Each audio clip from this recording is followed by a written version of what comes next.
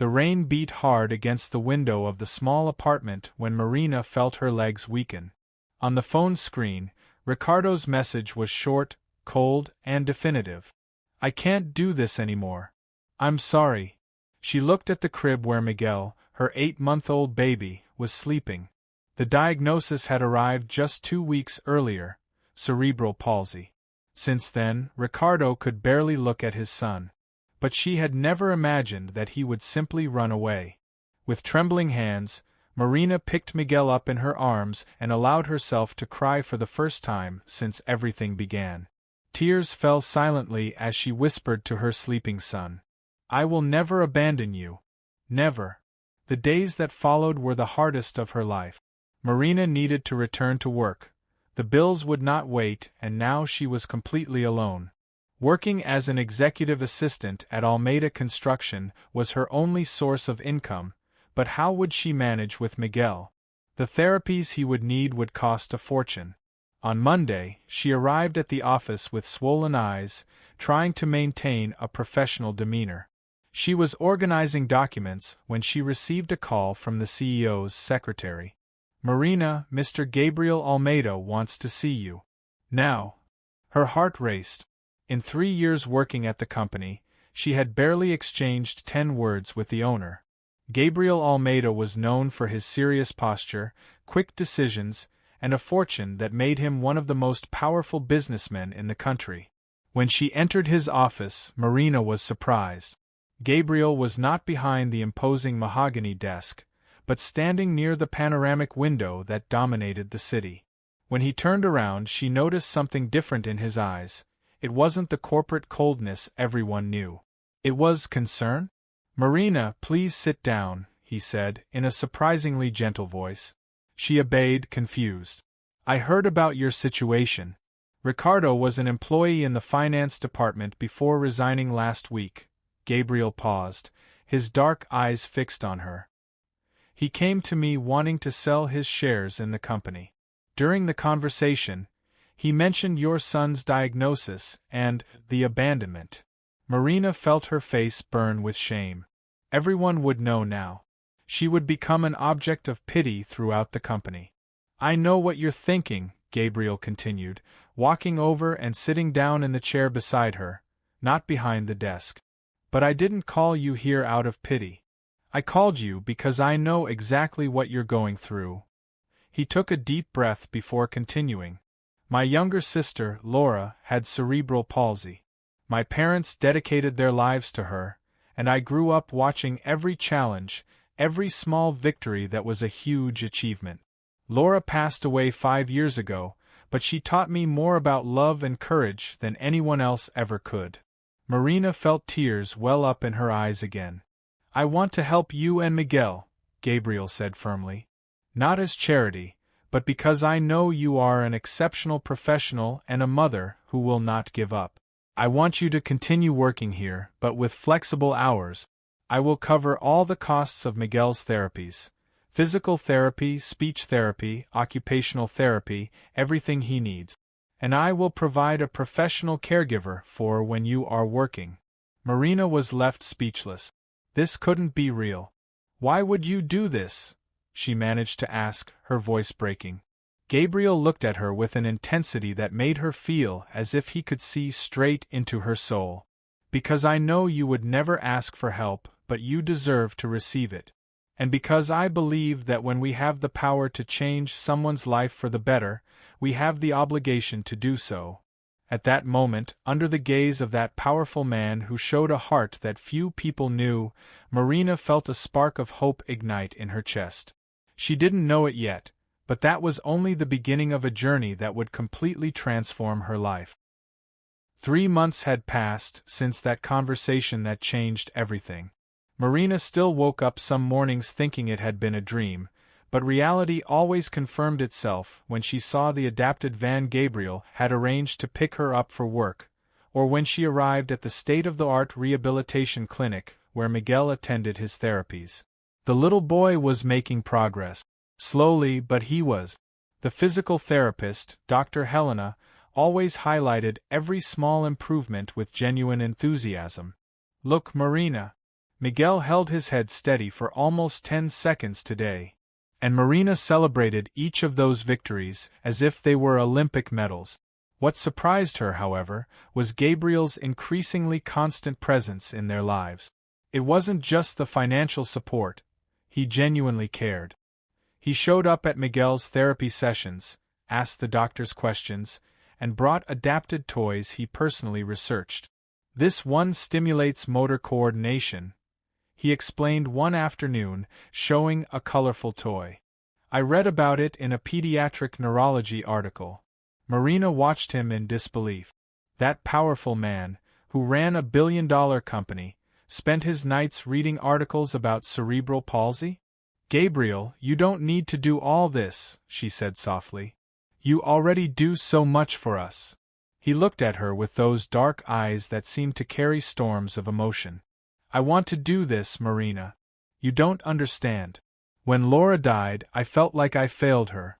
I was always traveling, building my business empire, and I lost precious time. With Miguel, it's like I've been given a second chance to make a difference." His voice faltered slightly at the end, and Marina saw the man behind the businessman, someone wounded, searching for redemption. Impulsively, she took his hand. "You didn't fail Laura. I'm sure she knew how loved she was." Gabriel intertwined his fingers with hers, and something changed in the air between them. The energy felt different, charged. "You're incredible, you know that?" he whispered. "The way you care for Miguel, how you never give up, how you turn every challenge into a victory. You inspire me every day." Marina felt her heart race.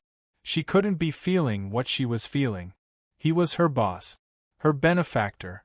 It would be wrong, wouldn't it? But when Gabriel leaned in slightly, his eyes fixed on her lips, Marina forgot every sensible reason. She was about to give in to that moment when his phone rang sharply. They pulled away quickly, like teenagers caught in the act. Gabriel answered, his voice returning to a professional tone. "Almeida." Marina watched his face harden as he listened to the person on the other end. "I understand. I'll be there in 20 minutes. He hung up and looked at Marina with an expression she couldn't decipher. "I need to go. It's my mother. She's in the hospital." "My God, is it serious?" "I don't know yet. She had a fall." Gabriel grabbed his jacket quickly, but before leaving, he turned back to Marina. "Will you be okay? I can ask someone to come here." "Gabriel, go. I'm fine. Miguel is fine. Go take care of your mother." He nodded and hurried out, leaving Marina alone with a whirlwind of emotions and a near kiss hanging in the air. That night, already home with Miguel sleeping, Marina received a message from Gabriel. "My mother is stable. She fractured her femur and will need surgery tomorrow. But she'll be okay. Thank you for caring." She replied, "I'm glad she's okay. If you need anything, I'm here." His response came minutes later. "You already do more for me than you imagine. Good night, Marina. Dream of good things." Marina hugged her phone to her chest. She was falling in love with Gabriel Almeida, and it terrified and thrilled her at the same time. 2 weeks later, Gabriel's mother was discharged from the hospital, but she would need care at home.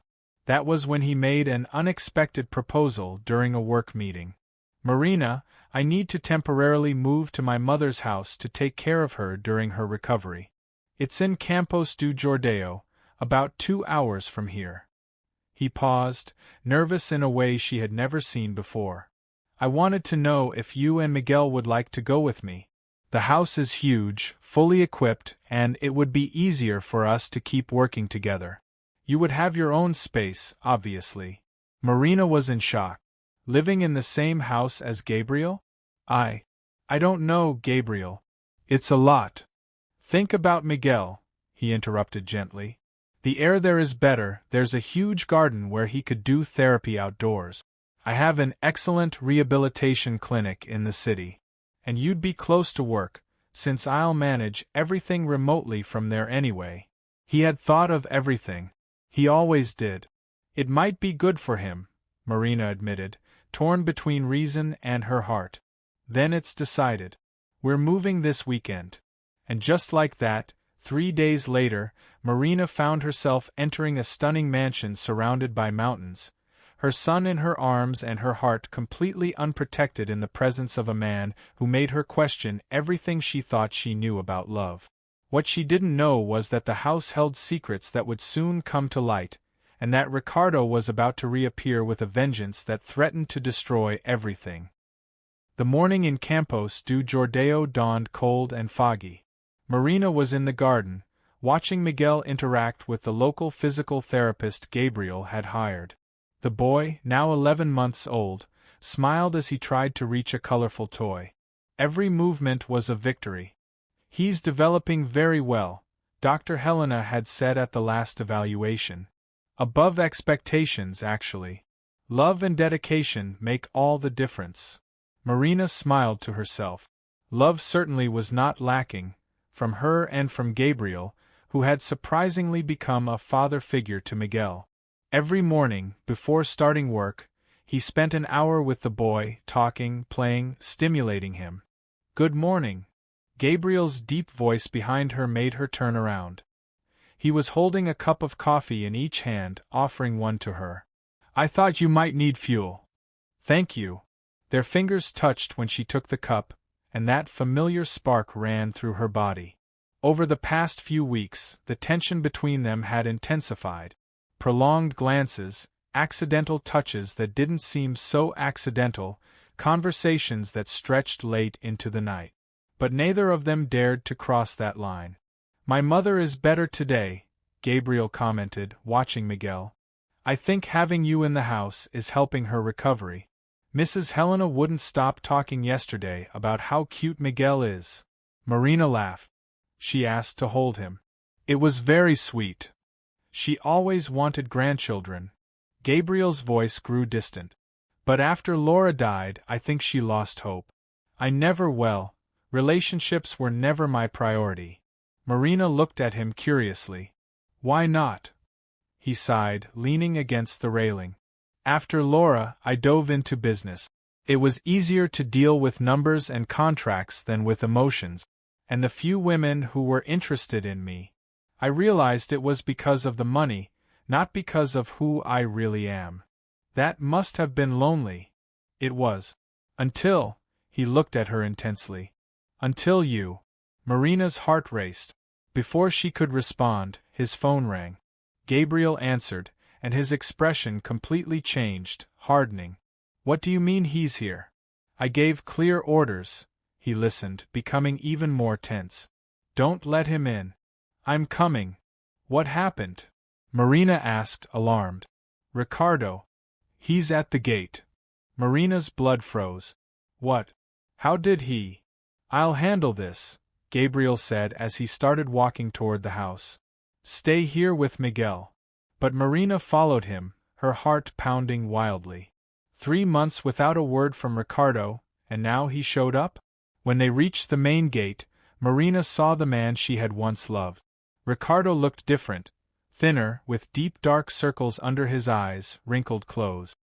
He looked like a shadow of the man he used to be. "Marina!" he shouted when he saw her. "Please, I need to talk to you." Gabriel stepped in front of her protectively. "You have nothing to say to her. Who do you think you are?" Ricardo snapped aggressively. "I'm the child's father. You gave up that right when you abandoned your son." Gabriel replied, his voice dangerously low. Marina placed her hand on Gabriel's arm. "Let me talk to him." "Marina, no. Please. I need this." Reluctantly, Gabriel opened the gate, but stayed beside her, tense as a violin string.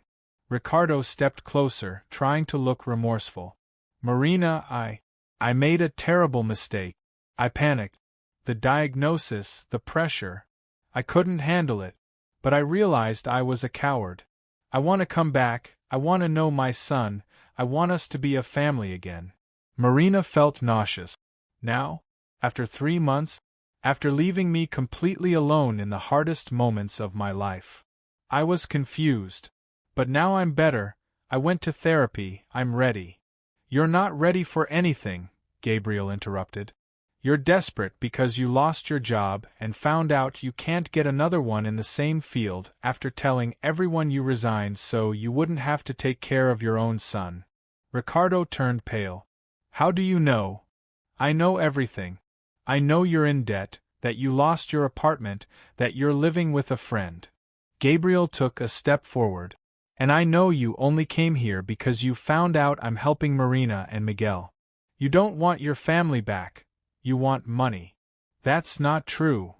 Ricardo shouted, but his eyes betrayed him. Marina felt tears streaming down her face. You came looking for money? Not for your son. Ricardo tried to deny it, but the guilt on his face said everything. Leave, Marina said, her voice breaking. Now. Marina, you don't understand. That Miguel isn't the son I wanted. I wanted a normal child, not a... He didn't finish the sentence because Gabriel grabbed him by the collar. Finish that sentence and you'll regret it for the rest of your miserable life. Gabriel, no. Marina grabbed his arm. He's not worth it. Gabriel shoved Ricardo away. You have 10 seconds to leave my property before I call security and the police. Ricardo stepped back, but looked at Marina with bitterness. You'll regret choosing him over me. I'll prove he's taking advantage of you. The only person who ever took advantage of Marina was you, Gabriel said coldly. 9, 8, 7. Ricardo ran to his car and sped away. Marina collapsed. Her legs gave out and she would have fallen if Gabriel hadn't caught her. He wrapped his arms around her and she cried for the family she never had, for the man she loved who never truly existed, for the son who deserved a better father. Shoo, it's okay, Gabriel murmured, stroking her hair. I'm here. I'll always be here. And in that embrace, in that promise, Marina finally understood the difference between love that hurts and love that heals. Between someone who runs away when things get hard and someone who stays and fights by your side. She pulled back slightly to look into Gabriel's eyes. Why do you do all this for me? Gabriel gently held her face. Haven't you realized yet? I fell in love with you, Marina. With your strength, your dedication, your unconditional love for Miguel. You showed me what truly matters in life. Gabriel, You don't have to say anything right now. I know it's complicated.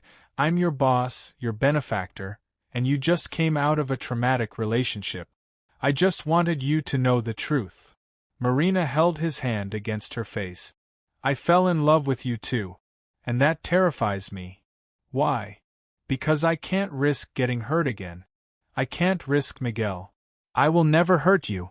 Or him. That I promise. And then, finally, he kissed her. It was a gentle kiss, full of promises and possibilities, so different from anything she had experienced before. It was a kiss that healed old wounds and planted the seeds of a new future. When they pulled apart, Marina was crying, but this time they were tears of hope. Can we take it slow? She asked. At your pace, Gabriel agreed, smiling that rare smile she had learned to love.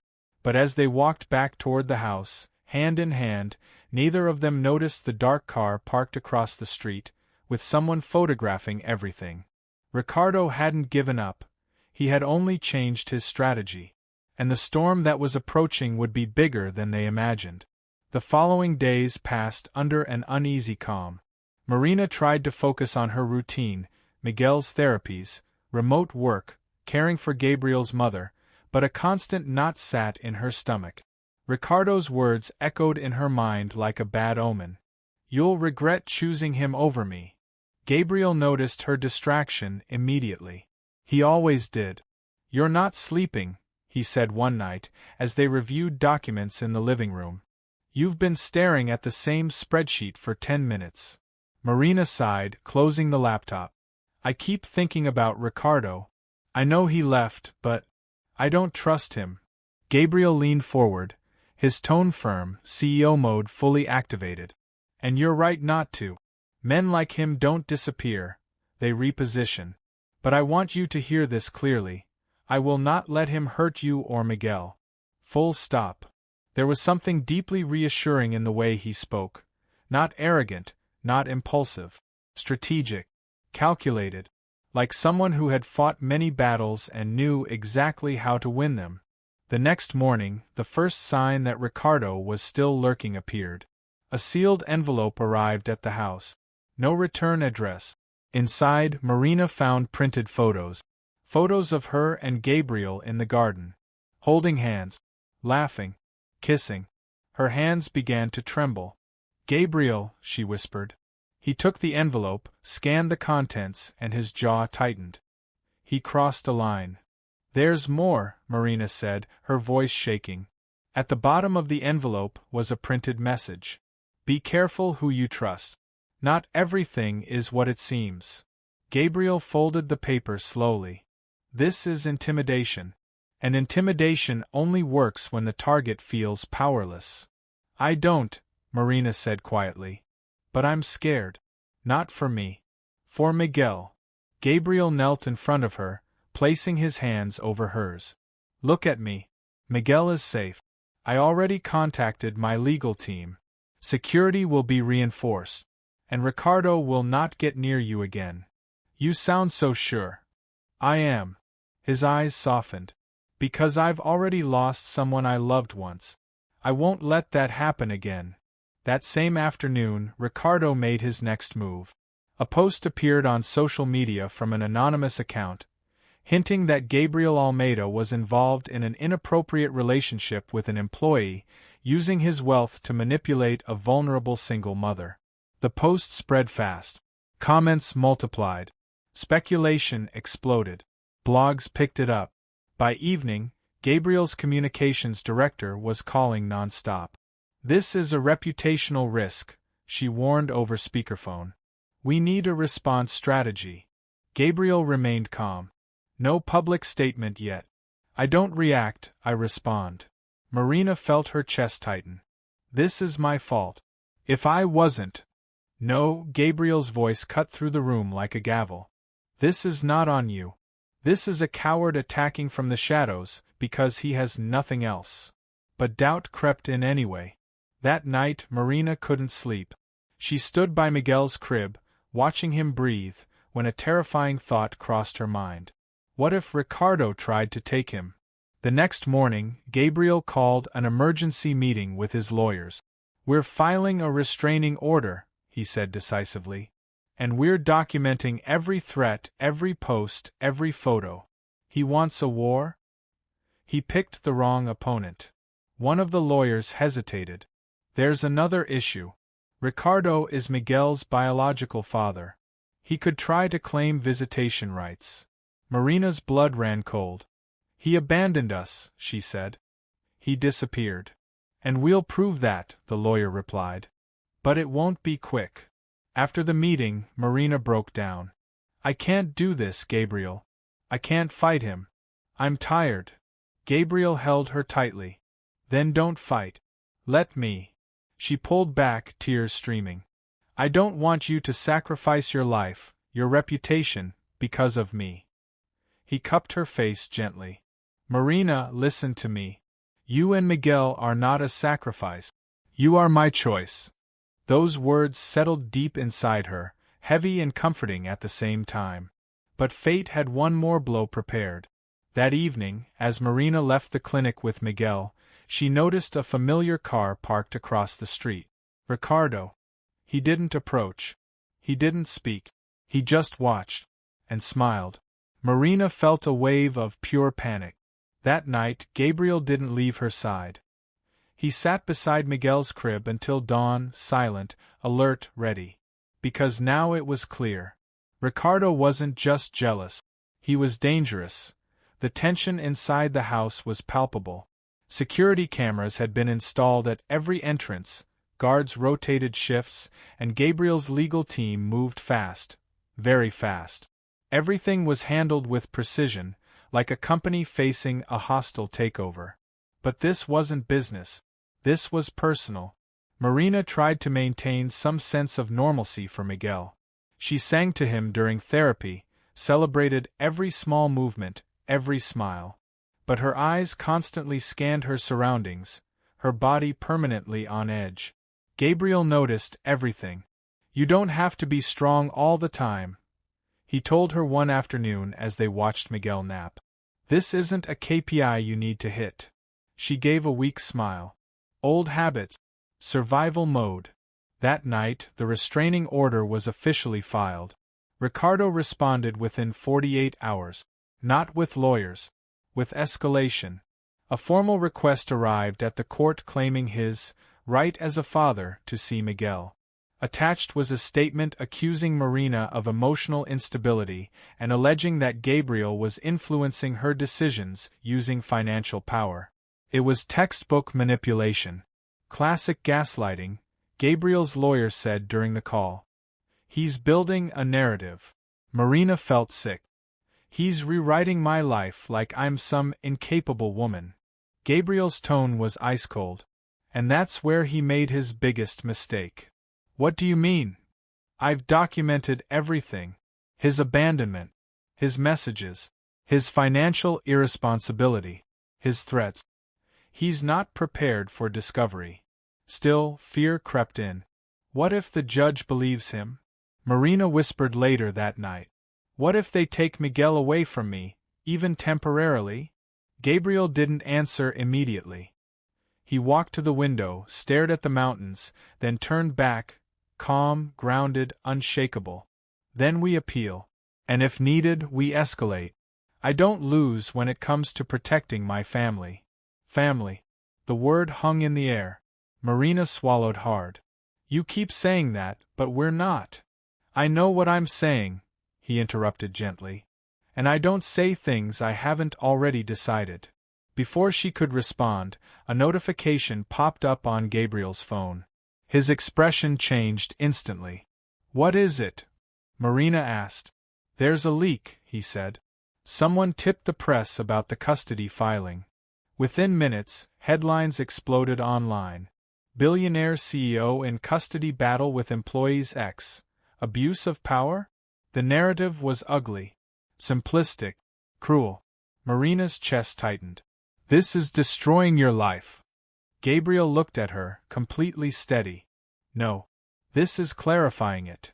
The next day, reporters gathered outside the property. Drones buzzed overhead. Cameras waited. Gabriel made a decision. I'm giving a statement. No. Marina panicked. They'll tear you apart. They'll try, he said. But silence would be worse. In front of the cameras, Gabriel spoke with clarity and restraint. I will not comment on ongoing legal proceedings. What I will say is this. No child should be used as leverage. And no woman should be punished for surviving abandonment. My priority is, and always will be, the well-being of a child who deserves stability, dignity, and love. He didn't mention names. He didn't defend himself. He reframed the entire conversation. That night, public sentiment began to shift. But Ricardo wasn't done. A final message arrived on Marina's phone, from an unknown number. If I can't have my son, neither of you will have peace. Marina showed it to Gabriel, shaking. He read it once, then deleted it. Good, he said quietly. Now we stop playing defense. What are you going to do? Gabriel met her gaze, his voice low, decisive, the tone of a man drawing a final line. I'm going to end this. And somewhere in the darkness, Ricardo realized too late that he had provoked the wrong kind of enemy, not one driven by ego or pride, but by something far more dangerous. Love with nothing left to lose. The legal battle moved fast, faster than Ricardo expected. Gabriel's team uncovered bank records, messages, emails, and witness statements that painted a clear picture. Abandonment, coercion, financial instability, and a pattern of emotional manipulation. Every move Ricardo made only tightened the net around him. But desperation makes people reckless. 3 days before the preliminary custody hearing, everything exploded. Marina was leaving the rehabilitation clinic with Miguel when it happened. The parking lot was almost empty. The air was cold. She strapped Miguel into his adapted car seat, her movements quick, alert, instincts sharpened by fear. That's when she heard it. Marina. Her blood ran cold. Ricardo stood a few meters away, eyes wild, face tense. He looked nothing like the man she once loved. This was someone cornered. "You can't be here," she said, her voice shaking. "There's a restraining order." He laughed, a hollow, broken sound. "Paper doesn't stop a father." She reached for her phone. "I'm calling the police." "Don't." He stepped closer. "I just want to see my son." Miguel whimpered, sensing the tension. "You lost that right," Marina said, tears welling. "You left us." Ricardo's face twisted with rage. "You stole him from me. You replaced me with that billionaire." "That's not true." "You think he loves you?" Ricardo snapped. "You're just his charity case. Once this is over, he'll throw you away." Before Marina could react, Ricardo lunged toward the car door. She screamed. Security moved instantly. 2 guards tackled Ricardo to the ground as he struggled, shouting incoherently. Marina collapsed against the car, clutching Miguel, shaking uncontrollably. Within minutes, the police arrived. Ricardo was arrested for violating the restraining order, attempted kidnapping, and making threats. At the police station, Marina could barely speak. Gabriel arrived like a force of nature, calm on the surface, fury barely contained beneath. He wrapped Marina in his arms. "You're safe. He's done." She sobbed into his chest. "He tried to take him. He really tried." Gabriel's jaw tightened. "And now he will never come near you again." The custody hearing was moved up immediately.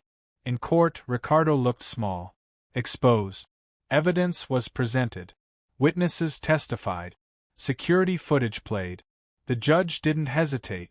Given the clear and present danger posed by the biological father, she ruled, sole custody remains with the mother. All parental rights are hereby suspended pending further evaluation. Ricardo's head dropped. It was over. Outside the courthouse, cameras waited. Gabriel shielded Marina and Miguel as they walked past. "No statements," he said firmly. That night, back in the house in the mountains, silence finally felt safe. Marina sat on the floor beside Miguel's crib, exhausted beyond words. "I can't believe it's over," she whispered. Gabriel knelt beside her. "It's not just over. It's finished." She looked at him, eyes red but clear. "You saved us." "No," he corrected gently. "You saved your son. I just stood beside you." She reached for his hand. "What happens now?" Gabriel smiled, soft, real, unguarded. "Now we live." He took a small velvet box from his pocket. Marina froze. "Gabriel, I'm not asking you to marry me today," he said quickly. "I'm asking you to build a life with me. No fear. No running. Just truth." Inside the box was a simple ring. Elegant. Honest. "I love you," he said.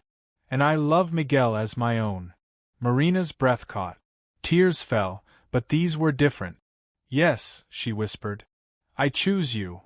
Months later, the house was filled with laughter. Miguel took his first assisted steps in the garden, supported by Gabriel's steady hands and Marina's joyful tears. They weren't perfect, but they were real. And sometimes, the family you fight for becomes stronger than the one you were born into. Because love doesn't run. Love stays.